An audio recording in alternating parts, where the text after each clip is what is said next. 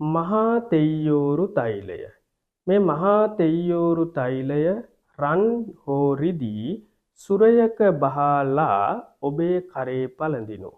ඔබට අපහසු නම් මහා රාජ තරංගනිය, එහෙම නැත්නම් ඉරුදැපන, එහෙම නැත්නම් මාතාංගේශ්වරිය මේ වගේ තියෙන ප්‍රධාන රාජ තෛලයක් ගන්න මෙන්න මේ තෙල 2026 වසරේ අරගෙන ඔබ පැළඳ ගන්න.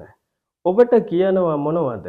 දියුණුවට, ආකර්ෂණයට, යන තැන ප්‍රසාදයට, තරඟ විභාග ජය ගැනීමට, ඒ වගේම නිന്ദා අපහාස චෝදනා ඇතනම් ඒවා දුරු වීමට, බහිරව දෝෂ දුරු වීමට, ඒ වගේම මැණික් පතල් ව්‍යාපාර කරනවා නම් ඒ වලින් ඒ සම්පත් ලැබීමට, ඒ වගේම දෙවියන්ගේ ආකර්ෂණය ලැබීමට මේ තෛලය පළඳිනු.